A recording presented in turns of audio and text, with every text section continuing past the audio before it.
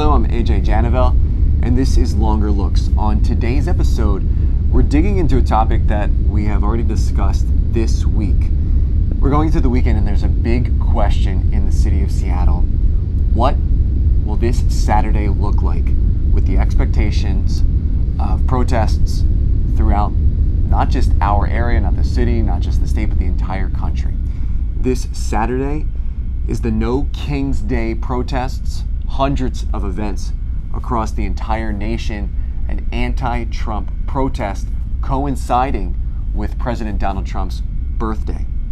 In the city of Seattle, they expect to have at least two different demonstrations, one in the Capitol Hill neighborhood of the city, as well as the University of Washington, which could create issues when you consider the fact that the University of Washington is also having its graduation on the same day. That's thousands of families who will be on campus at the same time that people will be protesting.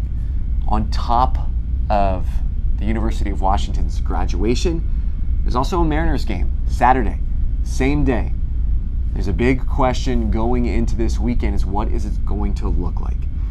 Now, we talked earlier this week about the protests that we have already seen in the city. We had protests Wednesday night that led to the arrest of at least 8 people here in the city of Seattle. We talked about the impacts that had on the community. I was outside of the federal building reporting on the damage that was done to that building, defaced with graffiti and anti-Trump messages, anti-ICE, immigration custom enforcement messages, as well as anti-government in general. We saw some of the dramatic video of the clash between protesters and police.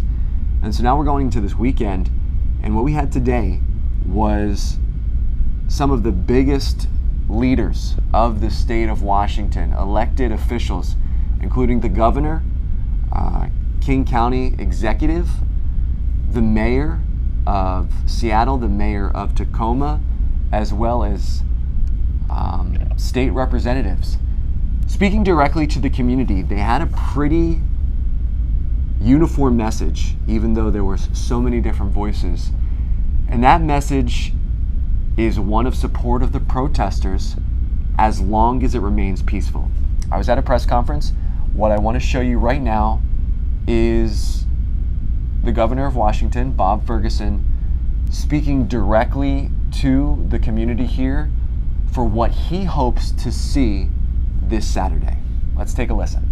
I support, to put it mildly, the right of people to have their voices heard. I have, like I suspect the people behind me, attended many protests myself.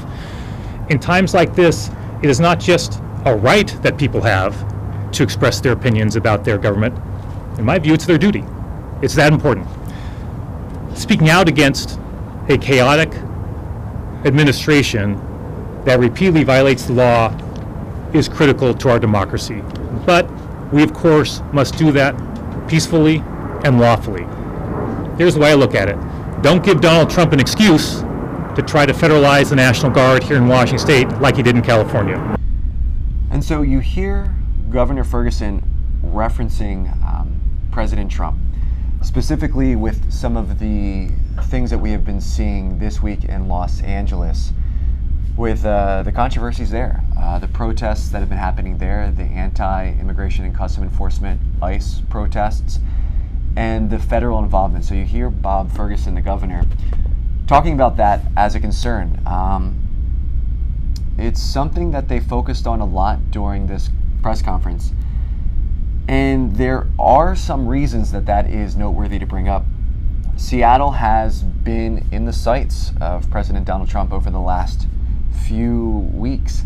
We had a protest at the University of Washington campus in early May with protesters, according to campus officials, causing more than $1 million worth of damage to the campus. A few weeks later, there was clashes between protesters and police when there was a conservative Christian group in town that also got the attention of the federal government. So there have been a few instances, just really within the last few weeks, where Seattle specifically has been focused on, a target for the federal government, Trump's administration. And so you hear the governor referencing what we've been seeing in Los Angeles over the last few days, saying essentially, if you want to make sure that the federal government stays out of what's going on here in Seattle, stay away from the violence, stay away from the destruction, make sure that your voice is heard, but it's done in a peaceful way. And as I mentioned before, there was a similar sentiment from every speaker who took the mic, but I want to emphasize one voice. This is the King County executive, and she kind of, the way I took it was basically giving a direction to protesters, urging protesters to follow that peaceful route. This is what she said towards the end of that press conference. Our democracy and the laws outlined in the Constitution. So, to all of those planning to demonstrate this weekend, we encourage you to raise your voice against that which you do not agree with, and support those who are being wronged. But do not take the bait and confuse destruction for defense. We can defend our rights and our values, and we can defend our Constitution and our democracy without destruction and violence. Let's raise our voices loudly, let's keep our communities safe, and let's be a model for the nation as we protest peacefully and resist this federal overreach. So again, you hear that similar sentiment. Here's the thing. When it comes to protests, you're talking about hundreds, if not thousands of people all together. And what we've seen in the past with reporting, what we've heard from officials in their statements, is it only takes a few for issues to start. The mayor of Seattle putting out a statement this week in regards to other protests in the city, saying the majority of people remain peaceful and they start off peacefully. The issue is it could just be a handful, 1, 2, 3, just a couple dozen people that can turn what is a peaceful protest, a peaceful rally, into something that devolves into a situation that becomes more violent. Those videos that you see that we have had played out of the violence, the clashing, the fireworks going off, the people in handcuffs, that could only just be a small amount. And it's hard to get a large group to remain peaceful. And I bring this up because even at this press conference, something that's usually contained to officials, elected officials, members of the media, newspapers, television stations, if you notice, this press conference was outside. Other people were able to walk up to it. As I mentioned, something that's usually pretty much able to be contained into a room that you can control the atmosphere. They took the opportunity at this press conference today to ask questions from the community.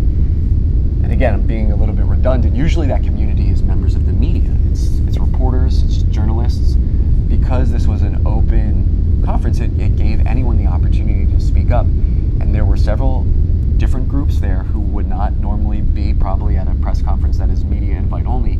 And at this press conference, where elected officials are asking for protesters to remain peaceful, two groups at this conference started going back and forth bickering. This is during the opportunity for questions. This is what happened at the end of this press conference where they were asking for things to remain peaceful going into this weekend. I was assaulted in the streets of Seattle by innocently standing by and watching the peaceful protest. We're being surrounded right now by the black bloc mask-wearing goggles. You can't even identify my perpetrator. You're my leader. Tell these people to stand down and stop assaulting me and taunting my civic servant hero, Tim Emerson. Right now, this part we've cleaned.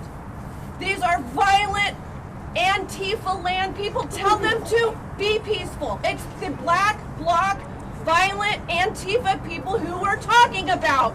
They assaulted me. The detective said You're asking us to play by the rules? you just said we will not be peaceful. You just said it. Well, we're happy to chat with you after I was the. assaulted. I hear that, so we're I happy to have a chat with you about case that. number. So we're,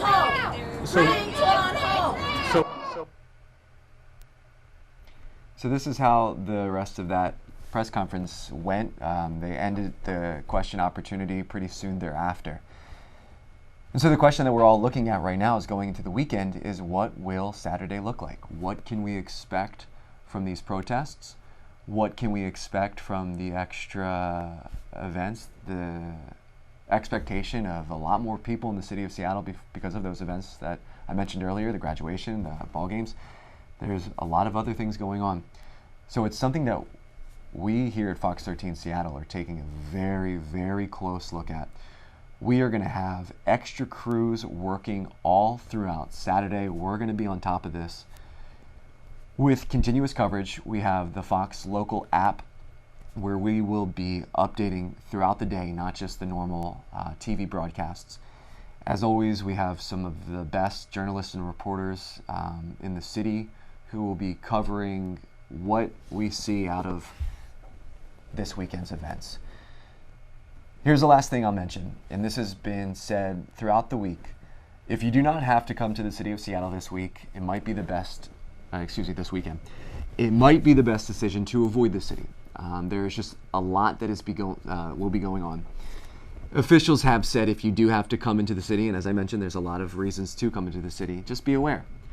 You could see road closures due to marches, due to protests. You could see other disruptions that are going on. The mayor's office has been in close contact with the police department, he says, in preparing and staffing for what we could see on Saturday. So I will end this episode of Longer Looks saying just that. Be aware if you're coming into the city, and make sure to stay tuned to us as we will be having the most up-to-date information throughout Saturday. For Longer Looks, I'm AJ Janavel. Thank you so much for watching.